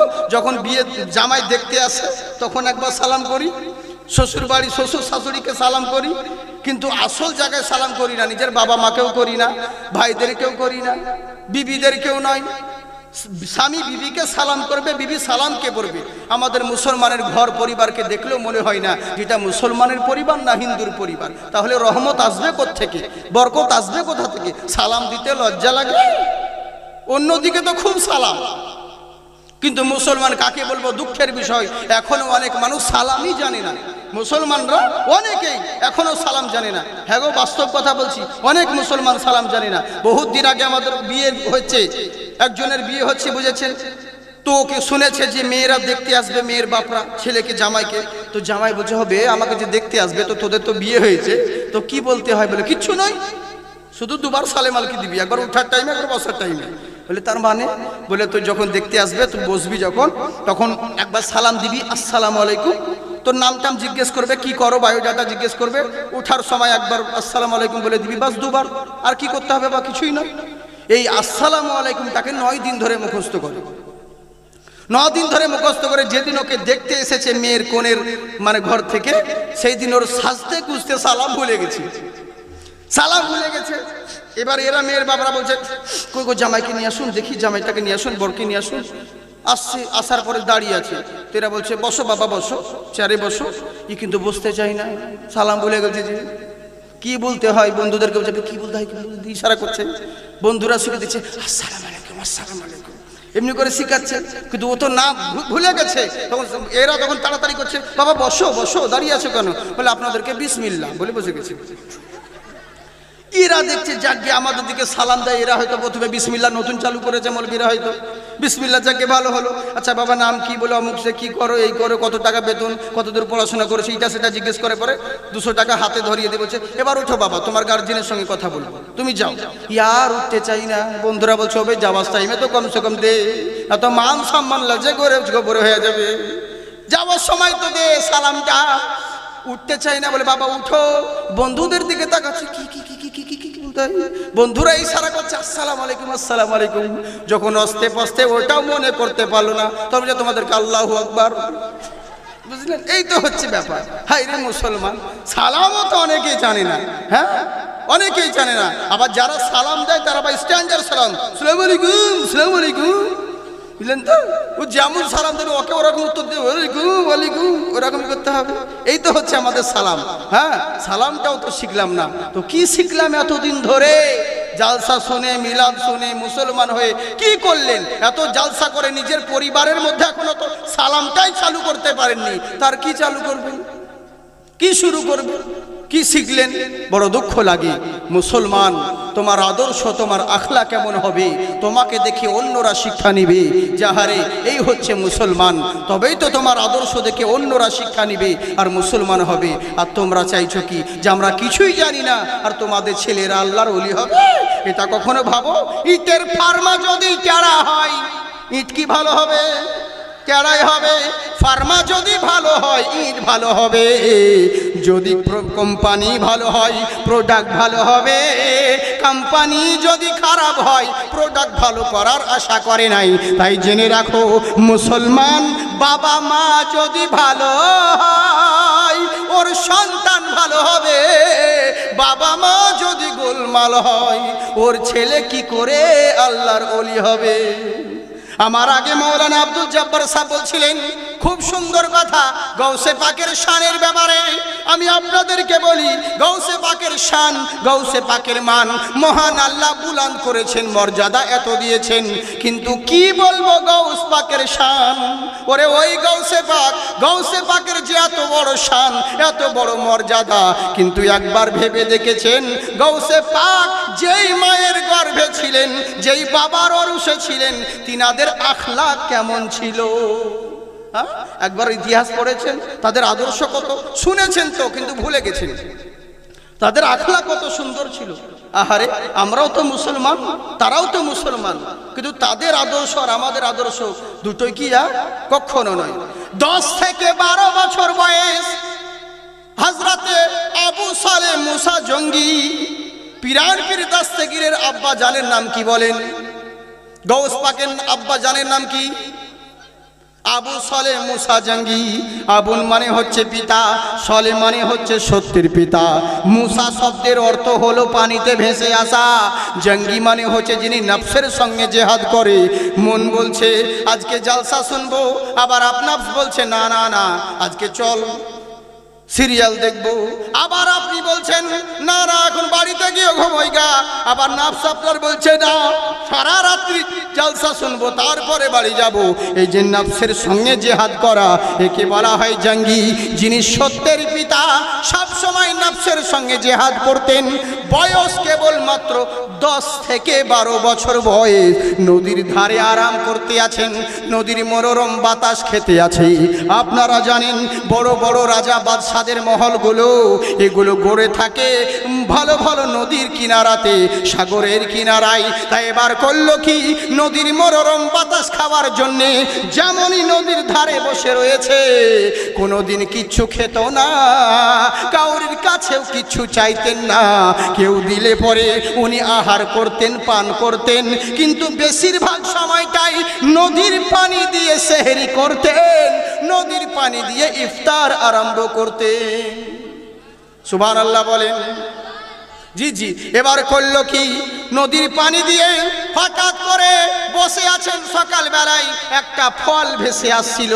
শোনা কথা যতবার শুনবেন ততবার নেকি পাবেন, কিন্তু আমি বলছি একটু অন্য ধরনের। আপনাদেরকে শুনেছেন, কিন্তু আমি মেন কথাগুলো বলি আপনাদেরকে, পুরো ডিটেলস বলবার দরকার নেই, যেগুলো প্রয়োজন সেটা কথাটা শুনুন। শুধু শুনলে হবে না, এখান থেকে শিক্ষা নিতে হবে। ফল ভেসে আসছিল, দৌড়িয়ে আমাদের অভ্যাস আছে, কোনো জিনিস দেখলে দৌড়িয়ে চলে যাই। উনি করলেনটা কি, এক হাঁটু পানিতে নেমে ফলটাকে কুড়িয়ে যেমন কামড় মেরে দিয়েছে, বাস সঙ্গে সঙ্গে বিবেকে বাধা দিয়েছে, আরে কার কাছের ফল, কে বা এর মালিক, কিছুই জানলাম না, না বলা করে আমি ফল খেয়ে নিলাম। এটা তো মনে হয় ঠিক হলো না। এই চিন্তা করতে লাগলেন কি করা যায়, কার বা গাছের ফল, কিন্তু মনে মনে চিন্তা করলো কি করা যাবে, মনে হয় অন্যায় করে ফেলেছি। এই বলে মনটাও তারা মসজিদের ভিতরে নামাজ আদায় করতে গেলেন। এশার নামাজ আদায় হলো। আপনারা জানেন মসজিদে শুধু মানুষ ইবাদত করে না, জিনেরাও ইবাদত করে, করে না বাবা? জিনরাও ইবাদত করে, তাই বলে আমরা দেখতে পাই না। সেদিন রাস্তা ধারে মসজিদ ছিল, বুঝেছেন, মুসল্লি করলো কি, মুয়াজ্জিন হয়তো মসজিদে ঘুমিয়েছিল, আর এখন সময় মৌলানা দেখছে রাত্রে রাস্তা ধারে মসজিদ জালসা করে আসছিল, একটা দুটোর সময় রাস্তা ধারে মসজিদ দেখে বুঝেছেন গ্রিল খুলেও নামাজ পড়তে আরম্ভ করেছে। এই মুসল্লি যে ঘুমিয়েছিল, এই জিন ভেবে বাপগো মাগো করেছে, যাতে লিখেছে। হ্যাঁ, কিন্তু জিনকে আমরা দেখতে পাই না, কেমন জিনেরাও নামাজ আদায় করে। বুঝলেন করলো কি, জিনেরা নামাজ আদায় করতে আছে, ইনি এক কর্নারে শুয়ে আছেন, চোখ লেগে গেছে যাই নামাজে। এদিকে জিনেদের মধ্যে বলা কাহা করছে, ওরে শোন শোন শোন, ওইদিকে যাস না। বলে কেন রে? বলে ওদিকে গেলে পরে ওদের গায়ে আমাদের যদি টাচ লেগে যায়, উনার গায়ে যদি আমাদের টাচ লেগে যায়, আমরা বেয়াদবি হয়ে যাবে। উনি বড় আল্লাহওয়ালা পরেজগার বান্দা, উনি একজন আল্লাহর ওলি বটে, উনার কাছ থেকে একটু দূরে সরে যা, নইলে বেয়াদবি হয়ে যাবে। আবার জিনেদের মধ্যে বলে, ওরে ধুর ধুর ধুর, কিসের আল্লাহর ওলি আর কিসের পরেজগার মুত্তাকিন, ওর সব অলিত্ব নষ্ট হয়ে গেছে। বলে কেন? বলে এরই জন্যেই যার দিলে হারাম রুজি ঢুকে, ওই দিলে কখনো অলিত্ব থাকতে পারে না, আল্লাহর তসবিহ তাহলিল কোনোদিন হতে পারে না। আল্লাহ বললেন ওয়ারিজকান হালালান তাইয়্যিবা, তোমরা হালাল রুজি সংগ্রহ করো। যারা হালাল রুজি ভক্ষণ করবে, ইয়া আইয়ুহাল্লাযীনা আমানু কুলু মিন তাইয়্যিবাতি মা রাযাকনাকুম, তোমরা যদি হালাল রুজি ভক্ষণ করো, জেনে রাখো তোমরা যেই জিকির করবে, যেই তসবিহ করবে, মহান আল্লাহ কবুল করে নিবে। কিন্তু আমরা এত দোয়া করছি, কাজ হয় না, কারণ ভেতরে হারাম ঢুকে আছে। হারাম তো ঢুকে আছে, তো কি করে কাজ হবে? বুঝলেন? এবার করলো কি, তোর তো পরের ফল খেয়ে নিয়েছে, না বলা করে ওর মধ্যে সব অলিত্ব নষ্ট হয়ে গেছে, ওর মধ্যে আর কিছু নাই। এই বলে বলা কহা করছে, সঙ্গে সঙ্গে ইনার চোখ খুলে গেল, কান্নায় ভেঙে পড়লেন, হাই রে হাই, কি করব রে, আমার তো সব নষ্ট হয়ে গেল, আমার সব শেষ হয়ে গেল। উনি করলেনটা কি, টেনশনে পড়ে গেলেন। সকালবেলায় রাস্তার ধারে নদীর ধারে বেরিয়ে চলে আসতে আছেন, কি করব রে, কে বা এর মালিক, কোন গাছের ফল খেলাম, চিন্তা করতে করতে নদীর ধারে ধারে হাঁটতে শুরু করলো। একদিন নয়, আপনারা জানেন নদীর পথ কোনোদিন সোজা হয় না, আঁকা বাঁকা পথ, আঁকা বাঁকা পথ দিয়ে হাঁটতে আরম্ভ করলেন। শরীর জিরাই না, কিন্তু পা এলে গেছে। উনি মনে মনে বলে, ওরে পা, এখন কি থামলে হবে? তখন তো ফল খাওয়ার জন্যে দৌড়িয়ে নদীতে নেমেছিলিস, এখন কি আর থামলে হবে? না না না, এখন তোকে এগিয়ে যেতে হবে। মনোবল এগিয়ে নিয়ে নদীর ধারে ধারে হাঁটতে আরম্ভ করলো। একদিন, দুই দিন, তিন দিন করতে করতে তিন দিন তিন রাত্রি ধরে পায়ে হেঁটে নদীর ধারে ধারে যেতে দেখছে। কিছু দূর যাওয়ার পরে নদীর ধারে একটা বাগান রয়েছে, আর ওই বাগানের আপেলের গাছগুলো, ডালগুলো নদীর দিকে ঝুঁকে আছে। ইনি মনে মনে স্থির করে নিলেন, এটাই হবে সেই বাগানের ফল, এইটাই হবে সেই ফলের বাগান। তাই করলো কি, বাগানের মালিকের বাড়ির করওয়ারা নাড়ালো, দরজা নাড়িয়ে বলল, বাগানের মালিক আছে? বলে কে বাবা আপনি?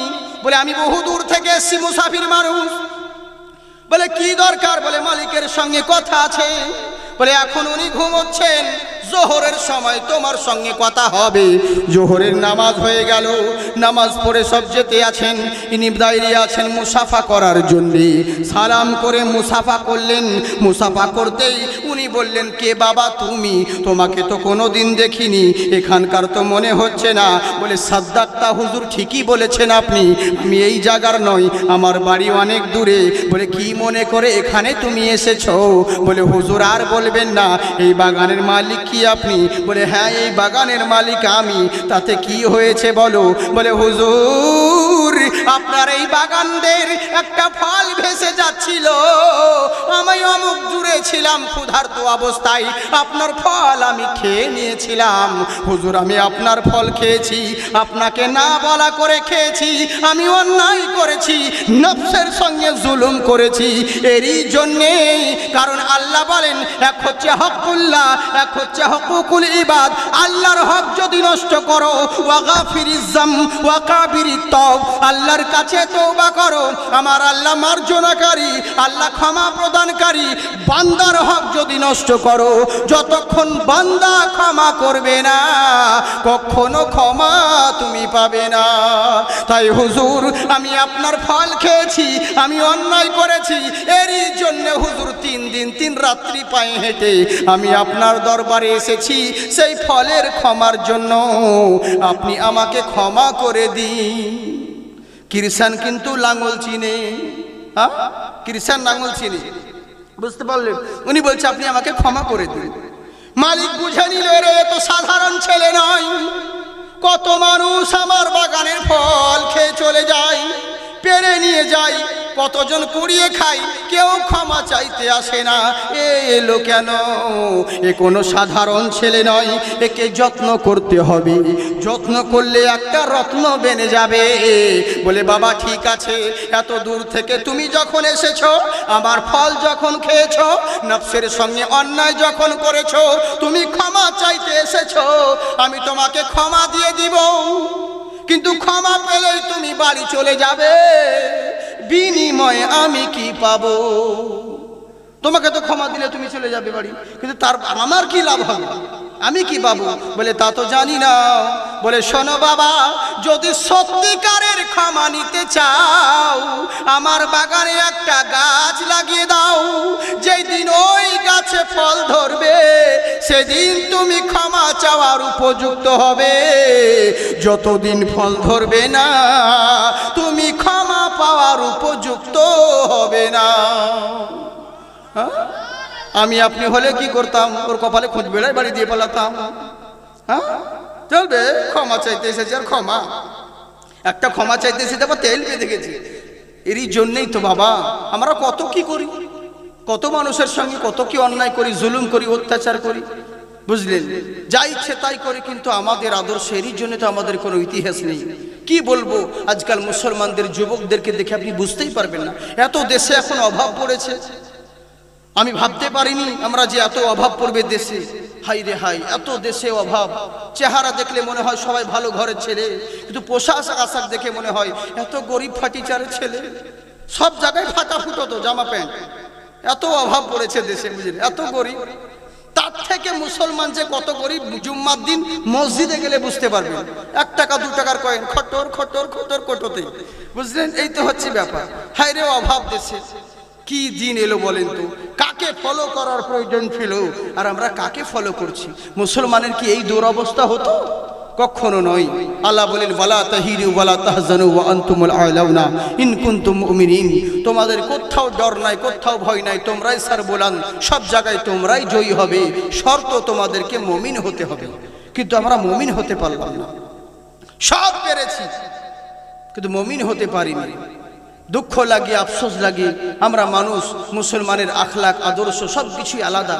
আজকাল মুসলমানের যুবক ছেলেরা নিজের সময়, আল্লাহর দেওয়া সময়টাকে নষ্ট করে দিল, এখান সেখানে সময়কে নষ্ট করে দিচ্ছে। কিন্তু যাকে তাই কোনোদিন ধার ধারে না, ভেবে দেখে না যে আল্লাহ আমাদেরকে যে যৌবন দিয়েছে, এই যৌবনের জন্য কিয়ামতের দিনে আল্লাহর দরবারে হিসাব দিতে হবে। কিন্তু এগুলো আমরা ভাবি না। এই যৌবনটাকে অযথা সময় নষ্ট করে দিয়েছে। কেউ গেম খেলে, কেউ লুডু খেলে, কেউ প্রেম করে, বুঝেছেন, কেউ বিভিন্ন জিনিস নিয়ে, কেউ নেশায় মগ্ন হয়ে, কেউ ইয়াবা খেছে, কেউ বাবা খেছে, কেউ নানান রকম ড্রাগস নিয়ে আজকাল আমাদের যুবকরা নষ্ট হচ্ছে। এর জন্য দায়ী হচ্ছে বেশিরভাগ নিজের গার্জেনরা, বুঝলেন? গার্জেনরা। ছেলে মেয়ে তোমরা দিয়েছো, খুব ভালো কথা, কিন্তু ছেলে মেয়ে শুধু জন্ম দিয়ে দিলে ছেলে পেলে হয় না। বাপ মা শুধু নামের বাবা মা সেজো না, ওদেরকে মানুষের মতন মানুষ করতে শিখো। সব থেকে বড় পাপ কাজ করছে এরই জন্যেই, কারণ ওই যে ওদের হাতে স্মার্ট মোবাইল দিয়ে দিয়েছো। কিন্তু ভাবছে কি, রাত 12টা 1টা 2টার সময় মেয়েরা মোবাইলে রাত্রেবেলায় চ্যাট করছে, অনলাইন সব সময়, হোয়াটসঅ্যাপে, ফেসবুকে, বিভিন্ন জায়গায়। কেন তোমার বাপ মাকে দেখতে পারো না? তোমার বিটি কি তাহাজ্জুদের নামাজ পড়ছে রাত 12টা 1টার সময়, 2টার সময় মোবাইল নিয়ে? বিভিন্ন জিনিস মোবাইল দিয়েছ, যতই তুমি ভালো মনে করো কোনোদিন হবে না। 1 দিন 2 দিন 3 দিন করতে করতে বাস কত ফ্রেন্ডে হবে, কত ফ্রেন্ড যে হবে তার কোনো অভাব নেই। আর সব জায়গায় সুজন রাখো, আব্বা বকবে, ও বলছে এই রাহুল তুমি রাখো, এখন মা আসছে, সব চালাচ্ছে। এবার বাপ্পা জিজ্ঞেস করে, এই কি করছিস তুই, ঘুমোসনি? না, নোট লিখছিলাম, ওই বান্ধবীর কাছ থেকে নোট লিখছিলাম। বুঝলেন, মানে সবই নোট। 12 মাস না তো প্রজেক্ট লিখছিলাম, না তো নোট, আর এই আর ওই। রাগ করেন না, কিন্তু এগুলোই হচ্ছে আমাদের বাস্তব কথা বলছি, এগুলোই হয়। হ্যাঁ, তুমি জানো মোবাইল হাতে দিয়েছো, আমি বলবো গার্জেনদেরকে, পারলে বন্দুক কিনে দাও ছেলেকে, মেশিন গান কিনে দাও ছেলে মেয়ের হাতে, ও একজনকে মার্ডার করবে, জেলে চলে যাবে, তাও মেলা ভালো। কিন্তু মোবাইল দিয়েছো, স্মার্টফোন, মানে ওর লাইফ বরবাদ করে দিয়েছো। এর চাইতে বিষাক্ত হাতিয়ার আর কোনো কিছু নেই। ছেলে ছেলে গো কার্টুন, ছোট ছেলের হাতে মোবাইল দেখছে, বলছে গেম খেলছে হুজুর, অন্য কিছু দেখে না, আমার ছেলে কার্টুন দেখে। ওবে কার্টুন দেখতে দেখতে এমন ভুটুম ঢুকছে, তখন যে বুঝতে পারবি। হ্যাঁ, এমন এমন আজকাল সোশ্যাল মিডিয়া সব ইহুদিরা বিভিন্ন রকম চাল করছে, তখন কি অবস্থা হবে? এখন তুমি 6 বছরকার বাচ্চা, যার মধ্যে কোনো সেন্স আসে নাই, ওকে মোবাইল হাতে দিয়ে দিয়েছো, ও তো 18 বছরকার জিনিস ওর চোখের সামনে চলে এসছে। ওই ছেলে কি আর মানুষ হবে? 2 দিন পরে তো বলবে বিয়া দে না তো কেটা ফেলবো। সেদিন কি করবা? এই তো হচ্ছে আমাদের অবস্থা। মোবাইল থেকে দূরে রাখো, দূরে সরো। হ্যাঁ, প্রয়োজন আছে প্রত্যেক জিনিসের, কিন্তু তাই বলে ওরকম নয়, এটা জেনে রাখো। আল্লাহর কাছে জবাব দিতে হবে। মোবাইলে সব কিছু আছে, দুয়া টুয়া। আবার কি বলছে দেখুন, অজুহাত বলছে হুজুর মোবাইল নিয়ে বাথরুম যে যাচ্ছি, তো মোবাইলে তো অনেক ফেসবুক ভালো ভালো ইসলামিক কিতাব আছে।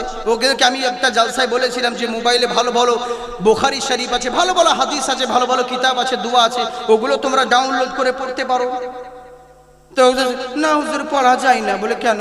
যে বাথরুম টাথরুমে ঢুক যেতে হয়, মোবাইল পকেটে থাকে, অসুবিধে হয়, ওই লেগে ওইসব অ্যাপস ডাউনলোড করিনি। বলে কোনো সূরায় মুখস্থ নাই? আছে, 4টা সূরা মুখস্থ আছে। বলে ওটা কোথায় আছে? বুকে আর মাথায়। তো বাথরুমে যখন যাস তখন মুখটা বাহির করি, পাছাটাই ভিতরে করিস, তখন কারে ঢুকছিস বে তোর ভেতরে? ওটা তোর হুঁশাই না। এখন তুমি অজুহাত করার খুঁজে পাও না। তুমি কি করবো? বিশ্ব যখন এগিয়ে গেছে, আমরা আছি পিছে, আর বিবি তালাকের প্রশ্ন খুঁজি কোরআন হাদিস চুষে। এই তো হচ্ছে মুসলমান। কাকে বলবো দুঃখের কথা বাবজি? হক কথা বললেই টক লাগে, কিন্তু যতই রাগ করবেন করুন, ওয়াজের সাথে সাথে ওয়াশও করা দরকার আছে। বলুন ঠিক না বেঠিক? হ্যাঁ বা তোরাই ভালো বুঝলি রে। ঠিক, বাস্তব কথা বলছি, হক কথা বলে রাখবেন না। কিন্তু আমার বহুত পুরাতন কথা জানেন, স্বামী রাগী, বউটা খুব ভয় করে। স্বামী প্রচন্ড রাগী, তো মাছ ধরে এনে বউকে দিয়ে যায়, রান্না কর, বেছে গুছে রান্না করে, আমি গোসল করে আসি। এই বউ স্বামী গোসল করতে গেছে, বিবি মাছটাকে মানে কেটে কুটে মশলা টসলা মাখিয়ে দিয়ে একটা খাঁচির মধ্যে, কটোরার মধ্যে মাছটা রেখেছে, রান্না করবে বলে। আর এদিকে একটা বিড়াল এসে মাছগুলোকে খেয়ে নিয়েছে। বিবি চিন্তা করলো, আল্লাহ আমার স্বামী তো মেয়েরা কিছু দেবে না, ও যদি এসে মাছ না পায় তাহলে তো এত আমার যা স্বামী রাগী, আমার তো অবস্থা শেষ করে দিবে, মনে হয় বাইন তালাকি দিতে পারে। কি করবে? স্বামীর মারের ভয়ে। বুঝলেন, আমি একদম নর্মালি ভাষায় কথা বলছি, গুদা বাংলা, স্ট্যান্ডার্ড বাংলা বললে সবাই বুঝবে না, কারণ ব্যাপারটা হচ্ছে একটা জালসা মহাপীরে সব রকম শ্রোতা থাকে, এরই জন্যেই এমন কোনো ভাষা প্রয়োগ যেটা বুঝতে পারবে না। হ্যাঁ, আমি যদি আপনাদেরকে বলি এখন দুনিয়াটা যদি দাবানলে অত্যন্ত জলদি আরম্ভ করিতেছে, কি বুঝবেন? দাবান শুনতে ভালো, লোকে বলবে স্ট্যান্ডার্ড মৌলবি আছে, জেনারেল শিক্ষিত ভালো, কিন্তু পাবলিক বুঝবেই না। বুঝলেন তো? এই তো হচ্ছে ব্যাপার। হ্যাঁ, এই হচ্ছে ব্যাপার। তো করলো কি? স্বামীর মায়ের ভয়ে ই বউ করেছে কি, স্বামীতে মারবে বলে 2টা ব্যাং ধরেছে। ব্যাংকে ধরে কেটে মশলা টসলা মাখিয়ে রান্না করেছে, কিন্তু ওর 6-7 বছরকার একটা বাচ্চা ছিল, ছেলেটা কিন্তু দেখেছে যে মা আমার ব্যাং রান্না করছে। এবার বাপকে যখন খাবার বেড়ে দিয়েছে, বাবার সামনে যখন খাবার মাছ দিয়েছে, কিন্তু ছেলে তো জানছে যে এটা মাছ নয়, এটা ব্যাং। ছেলে এখন টেনশনে পড়ে গেছে, কি করব, যদি বইলা দিই তাহলে মা মার খাবে, আর যদি না বলি শালা তাহলে তো বাপ ব্যাং খাবে। যদি বলে দিয়ে এটা মাছ নয় ব্যাং তাহলে মা মার খাবে, আর যদি না বলি তাহলে বাপ ব্যাং খাবে। আমরা মৌলানারা ওরকম টেনশনে পড়ে গেছি, যদি হক কথা বলি পাবলিক রেগে যাবে, পালিয়ে যাবে, আর যদি না বলি তাহলে তো সোজা জাহান্নামে যাবে। এর জন্যই বলতে হয় বাপজি, আমাদেরকে দুঃখ করলে হবে না, আপনাদের হক কথা বলতে হয়। মা বোন তোমরা দুঃখ করো না, যেটা বলছি তোমাদের ভালাইয়ের জন্য বলছি। আজকে আছো কালকে নাও থাকতে পারো, চিরদিন সবার সমান যায় না। আজকে হিরো রয়েছো কালকে জিরো হতে হবে, আজকে মস্তি আছো কালকে পস্তাতে হবে। চিরদিন সবার সমান যায় না। এ জীবনও ছিল তোমার বড় ফেরি মতো, গলিতে গলিতে দেখো হয়ে গেল কত। যে হাত দিয়ে তুমি মেরেছিলে কিল, আজকে সেই হাতের চামড়া দেখো হয়ে গেছে ঢিল। তাই তো বাবা, চিরদিন সবার সমান যায় না, তাই জেনে রাখো মরতে একদিন সকলকে হবে। তাই মরার আগে পূর্ণ মুসলমান হয়ে মরো, নামধারী মুসলমান হয়েও না। নামকে বাস্তে মুসলমান হয়ে আছো, কিন্তু তোমার মধ্যে ইসলামী কোনো আদর্শই তো নেই, তো কি করে তোমার আজকে সমাজের উন্নতি হবে? এরই জন্যই তো আমাদের ছেলেদের এই অবস্থা, এরই জন্যে তো আজকে মুসলমানদের সমাজ এরকম প্রবলেম পড়ে আছে। এখনো সুযোগ আছে, গার্জেনদেরকে বলবো কিয়ামতের দিনে ইসলামকে শুধরাবার দায়িত্ব আল্লাহ আপনাকে দেয়নি, আপনি নিজের পরিবারকে আগে শুধরান, তাহলেই বাস ইনশাল্লাহ। আগে নিজে ভালো হন, নিজের পরিবারকে ভালো করুন, তবেই না কাজ হবে। কিন্তু না, আমরা করি কি, আমি চাইছি ও ভালো হোক, ও চাইছে ও ভালো হোক, কিন্তু কেউ নিজে নিজে ভালো হতে চাই না, খালি লোকের ফতোয়া দিতেই ব্যস্ত, ভালো কাজ করতে নাই। আমরা মুসলমান কোন কাজে এগিয়ে বলেন, কোন কাজের দিকে আছে? বড় দুঃখ লাগে, আফসোস লাগে, কাকে বলবো এই সমস্ত কথাগুলো, বুঝলেন? এই তো পরিস্থিতি আমাদের অনুযায়ী। ইসলামিক আদর্শ আমাদের মধ্যে নেই, যদি থাকতো তাহলে এই দুর্নীতি কোনোদিন আমাদের মধ্যে হতো না। সেই জন্যই তো আমাদের ছেলেপিলে, আমাদের ইতিহাস কোনো জায়গাতে নেই। কিন্তু কেমন তাদের মুসলমান, কেমন তাদের ইতিহাস চিন্তা করুন, আমাদের আখলাক কেমন, আমরা কেমন নবীকে ভালোবাসি, আমাদের মধ্যে কতটা নবীর আখলাক আছে, আর তিনাদের মধ্যে কতটা নবীর আখলাক আছে, চিন্তা করে দেখুন। উনি বলছে বাবা আমি রাজি আছি, আপনার বাগানের কর্ম করব, বাগানে গাছ লাগিয়ে দিব, কিন্তু যেমন করে হোক আমাকে ক্ষমা দিতে হবে, আমি ক্ষমা নিব। এখান থেকে বলছিলাম বলবো না ছেড়ে দিব, বলবো না, আমি জিজ্ঞেস করে করে বলছি, যদি বলেন তাহলে বলবো, নাহলে আবার বলবো না। আপনাদেরকে বিরক্ত লাগে না? ভোজপুরি নাকি? ও ভোজপুরি গজল, আচ্ছা বেশ ঠিক আছে, বলছি ফ্রিতে বলবো। আচ্ছা ঠিক আছে বলেই দিই। যখন বলছে আমার এক ভাই যে একটা ভোজপুরি গজল তো বহুত আছে, মনে পড়ছে না আমার অতটা, যাই হোক একটা দু মিশ্রা আমি বলে দিই।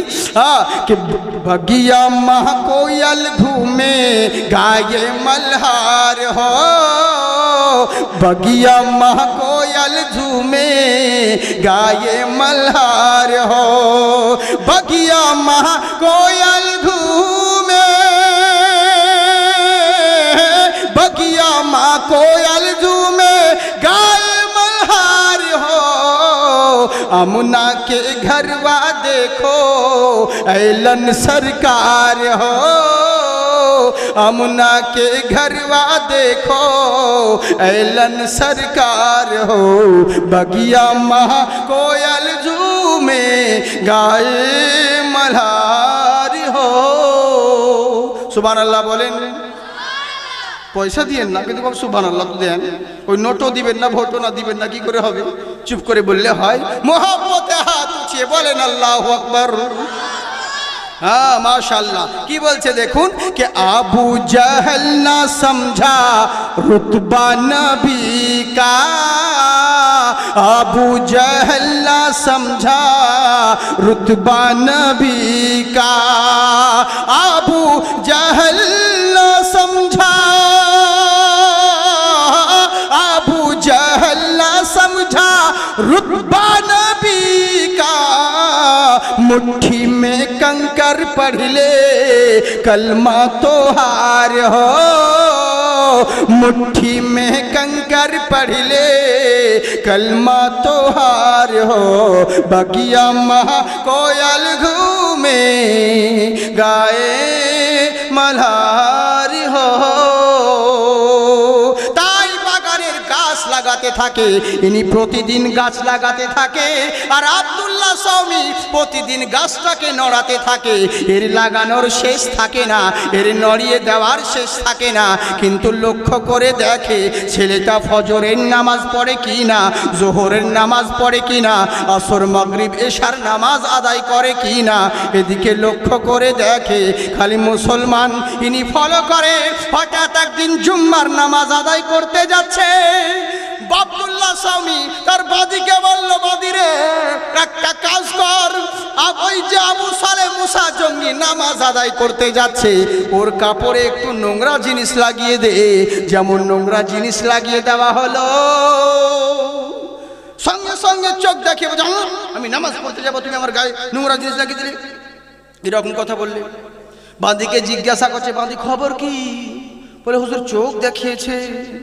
বলে আমার বাগানে এখনো ফল ধরে নাই। একদিন দুই দিন করতে করতে দিন আসে রাত যায়, রাত আসে দিন যায়, কয়েক বছর কেটে গেল। এখন সময় মা সিত্তাতে তাকবীরাতে ওয়াজিবুল্লাহ তাআলা, ঈদের 6 তাকবীরের সহিত বছরে একবার 2 রাকাত ওয়াজিব নামাজ আদায় করতে যাচ্ছেন। এবার আব্দুল্লাহ স্বামী উনি আবার বাদীকে বললেন, বাদীরে এবার একটু নোংরা ওর গায়ে গিয়ে লাগিয়ে দে। যেমন গায়ে লাগিয়ে দেওয়া হলো, উনি আর কিছু বললেন না। জামাটাকে খুলে নিয়ে ইদারার পানি দিয়ে হোক কিংবা নদীর পানি দিয়ে হোক ধৌত করে আবার গোসল করে নামাজের দিকে রওনা হলেন। আব্দুল্লাহ স্বামী বলছে, বাদীরে শোন, এতদিনে আমার বাগানে ফল ধরেছে, এত দূরে আমার বাগানে ফল ধরেছে। কাছে ডেকে বলে, আবু সালে মুসা জঙ্গি শোনো। বলে বলেন হুজুর। বলে তুমি কি ক্ষমা নিবে নে?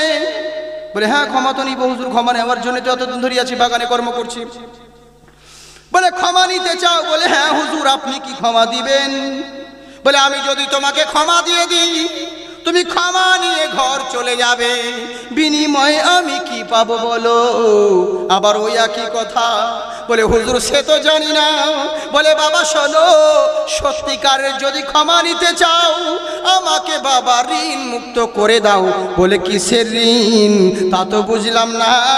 বলে শোনো, আমার নবী বলেছেন কারো ঘরে ঋণ রেখো না, ঋণ পরিশোধ করো। যার ঘরে বিবাহযোগ্য মহিলা থাকে, যার ঘরে কন্যা দায়গ্রস্ত বাবা থাকে, সেই বাবা জানে মেয়ের কত যন্ত্রণা, বিয়ের কত টেনশন, ঠিক মতন গার্জেনের ঘুম হয় না। তাই বলেছেন আমার নবী, শুনে রাখো, তোমার ঘরে যদি বিবাহযোগ্য কন্যা থাকে বেশি দেরি করিও না, জলদি করে তার হাত পিলে করে দাও, জলদি করে তার মেকআপ পরিয়ে দাও। আর জেনে রাখো, আর যদি সত্যিকারের মেয়েকে আয়ে বিয়ে গোষ্ঠী শুদ্ধ পাস করাতে চাও তাহলে মেয়ের যত্ন নিয়ে নাও। ইসলাম বাধা দেয়নি আপনাকে যে কোনো মেয়েকে বড় হলে শুধু বিয়ে দিতে হবে, অন্য কিছু পড়াতে পারবো না।